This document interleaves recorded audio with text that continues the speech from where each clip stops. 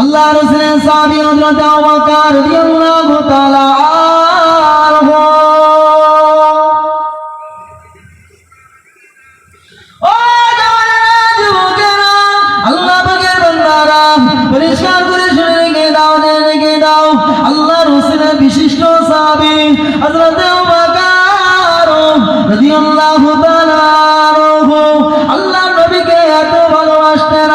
এই কথা শোনার পরে বিশ্ব নবী আমাদের কাছে আর নাই, বিশ্ব নবী আমাদের থেকে বিদায় নিয়েছে, এই কথা বলার সঙ্গে সঙ্গে আবু বকর হাতে গ্লাসটা পড়ে যায়। আবু বকর পানিটা ভক্ষণ করতে পারে না। আবু বকর পাগলের মতন দৌড়িয়ে দৌড়িয়ে আল্লাহ নবীর হুজরা শরীফের দিকে আসলেন। বাবা, আল্লাহ নবীর হুজরা শরীফে এসে দেখে আল্লাহ নবী উত্তর দক্ষিণ পাটা টান টান করে শুয়ে আছে। বাবা, আল্লাহ নবীর মুখের উপরে চাদর চড়ানো আছে।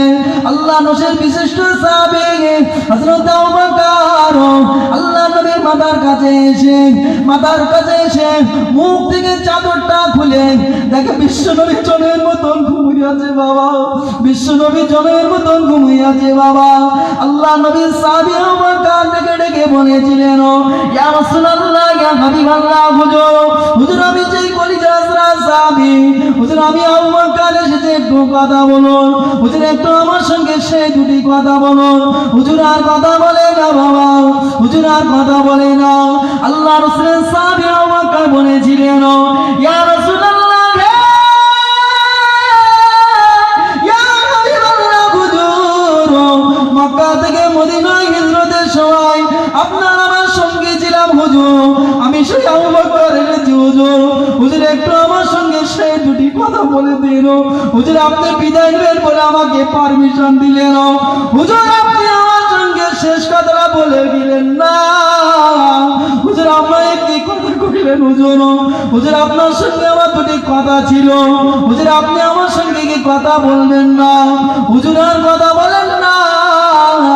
ওদিক থেকে দেখতে পাওয়া যায় আল্লাহ রাসূলের বিশিষ্ট সাহাবী মুসলিম জাহানের দ্বিতীয় খলিফা হযরত উমর ফারুক রাদিয়াল্লাহু তাআলা আনহু রাঙ্গা তরবার নিয়ে বেরিয়ে পড়লেন, যে বলবে বিশ্ব নবী আমাদের থেকে বিদায় নিয়েছে, আমি উমর তাকে কতল করে দেব, আমি উমর তাকে শহীদ করে দেব, আমি উমর তাকে মদিনার মাটিতে লালে লাল করে দেব।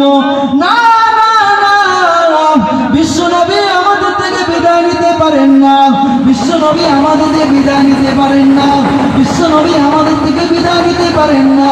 আল্লাহ নবী আমাদের মাঝে আছে। এই দৃশ্য দেখার পরে আবু বকর চিন্তা করলেন, আমি হলাম দলের মধ্যে বড়, আমি যদি শক্ত না হয় আমার ছোট ছোট সাথী ভাইদের কিভাবে সান্ত্বনা দেবো, আমি কিভাবে সান্ত্বনা দেবো?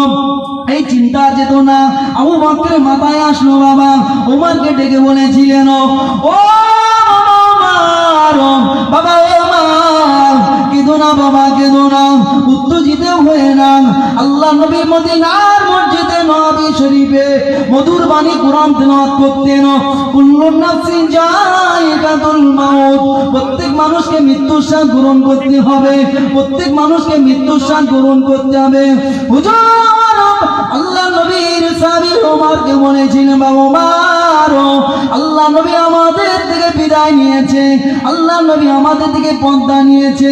ওমর যাও, চলে যাও, চলে যাও, আল্লাহ নবীর জন্য গোসলের ব্যবস্থা করো, আল্লাহ নবীর জন্য দাফনের ব্যবস্থা করো। আবু বকরের কথা শুনে ওমর সমস্ত কর্মে ব্যস্ত হয়ে গেল।